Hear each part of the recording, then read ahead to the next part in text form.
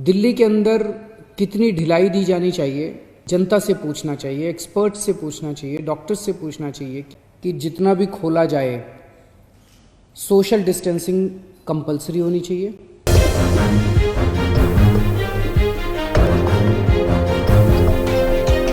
नमस्कार, आप देख रहे हैं नेशनल इंडिया न्यूज और मैं हूं आपके साथ सद्दाम करीमी। 17 तारीख यानी कल तीसरा लॉकडाउन खत्म होगा और चौथा लॉकडाउन शुरू होने जा रहा है। हर किसी के मन में एक ही सवाल है कि लॉकडाउन बढ़ने पर क्या क्या छूटें मिलेगी, बस सेवा या रेल मेट्रो चलेगी या नहीं चलेगी, तो क्या पहले की तरह ही लॉकडाउन रहेगा, सरकार के अव्यवस्था का शिकार गरीब जनता बनेगी या फिर सरकार नींद से जग के कुछ करेगी। आइए आपको विस्तार से बताता हूं। पिछली बार लॉकडाउन बढ़ाने के लिए अंदर ही अंदर लॉकडाउन की अवधि बढ़ा दी गई। इस बार शायद उनको आभास हो गया था कि पब्लिक इस बार गुस्से में है और पिछले फैसलों की अपार असफलता के फलस्वरूप उनके किसी भी ट्रिक या चतुराई से जनता में आक्रोश फूट सकता है। मेरा सवाल प्रधानमंत्री नरेंद्र मोदी से है कि जब भारत में 500 से 1000 के बीच कोरोना के केसेस थे, तब तो आपने किसी को नहीं पूछा, उल्टे फिल्मी स्टाइल में मन की बात थोप दिया। अब जब कोरोना भयानक रूप ले रही है और पीड़ितों की संख्या लगभग 86,000 के पार हो गई है, तब आप लॉकडाउन का ठिकरा मुख्यमंत्रियों के सिर क्यों फोड़ना चाहते हैं? आइए जरा सुनते हैं इस पर मुख्यमंत्री अरविंद केजरीवाल ने क्या कुछ कहा है, वो जरा सुनते हैं। दिल्ली के अंदर कितनी ढिलाई दी जानी चाहिए, ये हमसे सुझाव मांगे केंद्र सरकार ने। मैंने तय किया कि ये सुझाव किसी एसी कमरे के अंदर बैठ के नहीं होने चाहिए, जनता से पूछना चाहिए, एक्सपर्ट से पूछना चाहिए, डॉक्टर्स से पूछना चाहिए कि क्या होना चाहिए। इसीलिए मैंने परसों जनता से सुझाव मांगे।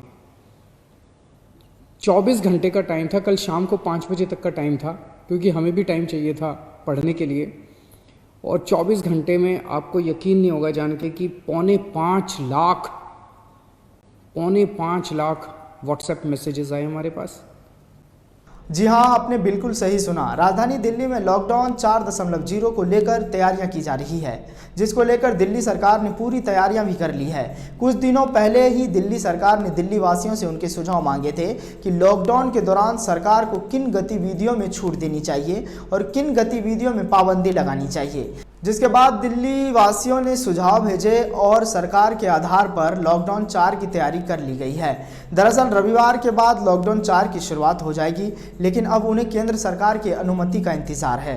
लॉकडाउन 4 में एहतियात बरतने के साथ रियायतें दी जाएगी। बाजार और सार्वजनिक परिवहन खोलने और पूरी दिल्ली में मजदूरों की आवाजाही की इजाज़त दी जाएगी।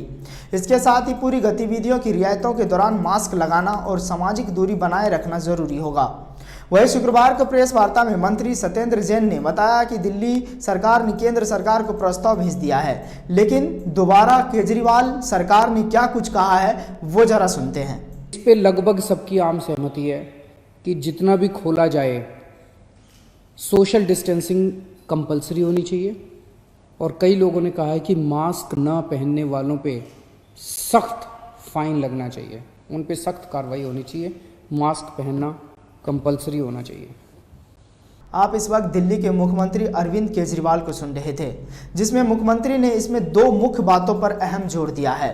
पहला, मास्क अनिवार्य करना, घर से कोई भी व्यक्ति बगैर मास्क के ना निकले, साथ ही सोशल डिस्टेंसिंग का हर कीमत पर पालन हो। सत्येंद्र जैन ने बताया कि ज़्यादा बसें नहीं चलेगी, लेकिन जो चलेगी उनमें भी सामाजिक दूरी को ध्यान में रखते हुए हर बस में केवल 20 यात्रियों ही यात्रा कर पाएंगे। इसके अलावा मेट्रो को भी सोशल डिस्टेंसिंग के साथ कम क्षमता पर चलाया जाएगा, जबकि बाज़ारों को भी खोला जाना है। बाज़ारों को एक दिन में 25 से 50% तक ही खोला जाएगा, जो ऑडिबल नियम के अनुसार खुलेगी। सुझाव में बाजार खुलने की भी समय सीमा तय की गई है। सप्ताह में केवल 3 दिन ही खोला जाएगा और यह सभी प्रस्ताव केंद्र सरकार को दिल्ली सरकार की ओर से दिए गए हैं, जिन पर केंद्र सरकार की सहमति होगी उसी को लागू किया जाएगा। सत्येंद्र जैन ने आगे कहा है कि अगर मास्क पहनने के साथ सोशल डिस्टेंसिंग का पालन करते हैं तो 90 से 95% तक संक्रमण से बचाव संभव है। साथ ही लोगों को बार बार अपने हाथ धोने की आदत भी डालनी होगी।